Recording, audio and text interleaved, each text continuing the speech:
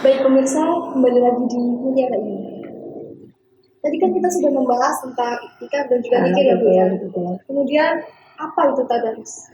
Nah, tadi ya proses yang kedua itu kan tadi kita sudah mengosongkan diri kita dari hal-hal yang buruk. Misalkan untuk yang proses yang kedua tadi kita lakukan di tahun ini. Kemudian tahun depannya kita ingin mengupgrade ke proses selanjutnya. Yaitu apa? Setelah mengosongkan diri dari perbuatan-perbuatan yang buruk, kemudian kita mengisinya dengan hal-hal yang baik. Nah, jadi proses yang ketiga ini adalah mengamalkan kebajikan. Dengan apa? Amalannya apa di bulan Ramadan ini? Salah satunya itu adalah tadarus. Tadarus itu kita itu sering mengartikan bahwasanya tadarus itu kita harus kejar hatamnya itu harus sekian kali di bulan Ramadan ini. Sebenarnya esensinya itu bukan itu, karena tadarus itu berasal dari dari dares atau darosah yang artinya itu adalah mengulang-ulang. Nah, tadarus itu sendiri itu artinya saling belajar. Karena saling belajar, maka dari itu dianjurkan ketika tadarus itu sebaiknya ada partnernya. Nah, saling belajar kemudian dan diulang-ulang mengkaji ayat-ayat yang ada di dalam Al-Quran sampai paham.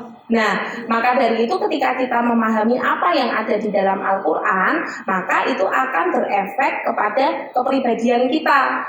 Iya kan? Nah, secara tidak langsung kita sudah mengamalkan esensi puasa yang kedua, yaitu meneladani sifat-sifat Tuhan. Nah, sifat-sifat Tuhan yang mana? Tuhan itu kan Maha mengetahui. Nah, maka dari itu karena tadarus ini adalah saling belajar, maka untuk meneladani sifat yang Maha mengetahui itu, maka kita harus belajar agar kita tahu seperti itu. Nah, maka dari itu mengejar hatam itu bagus. Nah, tetapi lebih bagus lagi ketika kita bertadarus. Jadi kita tahu maknanya. Jadi bukan hanya sekedar kita membaca kemudian ya selesai. Kita mengejar kuantitas, bukan kualitas. Itu harusnya dibalik. Kita mengejar kualitas dulu, baru kuantitas, seperti itu. Oke. Tidak hanya tadarus itu, kemudian apa yang dimaksud dengan sedekah? Nah, kemudian ada amalan selanjutnya. Tadi kan tadarus sudah meneladani sifat Tuhan ya, berarti esensi yang kedua itu sudah dapat, ya kan? Pertama sudah, esensi yang kedua sudah. Nah, kemudian sedekah. Sedekah itu di dalam Al-Quran itu sebenarnya itu sama dengan zakat. Nah, kenapa kok sama dengan zakat? Di dalam Al-Quran itu nanti boleh di cross check, ada ayat inamas sodaqat lil fuqara wal masakin. Nah, ini adalah sodakoh di sini yang dimaksud adalah zakat. Zakat itu untuk orang-orang fakir dan juga orang-orang miskin. Nah, sebenarnya poinnya apa? Penekanannya itu apa? Sodakohun itu artinya sidqun. Sidqun itu apa? Sidqun itu jujur, sidqun itu benar. Nah, jadi sodakoh itu sifatnya itu harus benar dan juga tulus. Nah, maka dari itu benar ketika kita mengeluarkan zakat, berarti jumlahnya kita nggak bisa manipulasi. Kalau memang 1 juta harus dikeluarkan ya 1 juta. Misalkan 5 kilo yang harus dikeluarkan ya harus 5 kilo. Jadi harus jujur. Itu benar yang pertama.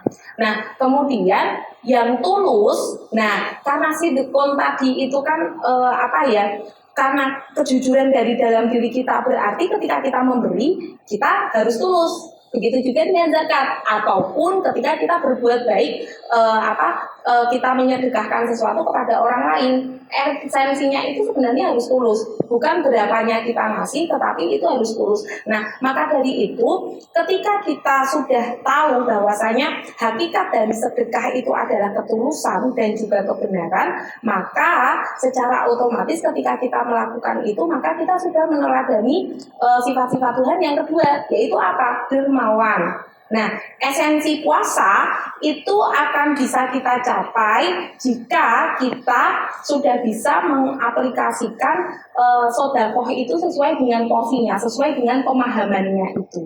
Nah, jadi esensi yang kedua sudah tercapai seperti itu. Kemudian terakhir ya, apa itu qiyamul lail? Nah, qiyamul lail itu kita sering mempersepsikan bahwasanya qiyamul lail itu adalah tahajud. Jadi qiyamul lail itu sesuai dengan definisinya itu adalah semua sholat yang kita lakukan setelah sholat isya. Itu namanya qiyamul lail. Nah, jadi sholat raweh, ya kan? Sholat raweh itu berarti termasuk qiyamul lail enggak? Iya, termasuk. Iya kan, karena kita lakukan setelah sholat isya. Nah, maka dari itu kata-kata tarawih itu sebenarnya belum ada ketika masa Nabi.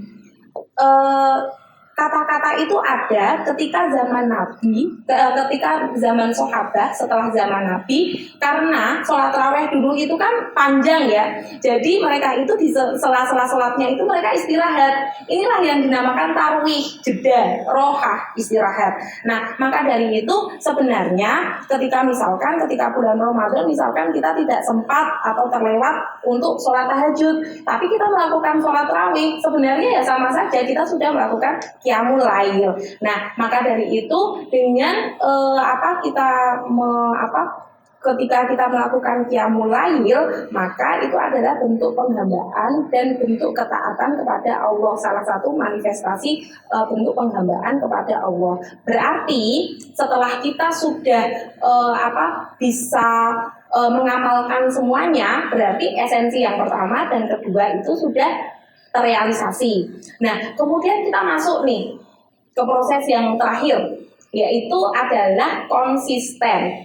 Jadi biasanya euforia bulan Ramadan itu selesai ketika Lebaran. Sudah selesai tadi esensinya, kemudian amalan-amalan pendukungnya itu sudah selesai. Nah, ada dua pilihan. Ada dua pilihan yang akan dilakukan manusia. Yang pertama, tetap melanggengkan amalan-amalan tersebut dan juga esensi-esensi puasa. Dan yang kedua, itu adalah tidak melanjutkan. Nah, maka dari itu ketika kita melanggengkan esensi puasa dan juga amalan-amalannya, berarti secara tidak langsung kita sudah mendapatkan hikmah dari bulan Ramadan. Nah, maka dari itu selepas bulan Ramadan maka dilihat, oh dia mempunyai kualitas pribadi atau kualitas diri yang lebih baik daripada yang sebelumnya, karena esensi puasanya itu dia sudah dapatkan, seperti itu. Oke. Begitu pemirsa, jawaban dari narasumber kita juga sangat bermanfaat. Baik pemirsa, demikian episode Kuliah Iman pada kali ini. Semoga kita semua dapat menjalankan puasa Ramadan dengan ikhlas dan juga bahagia. Saya Fitri Maharani, mewakili tim yang bertugas, pamit undur diri. Wassalamualaikum warahmatullahi wabarakatuh.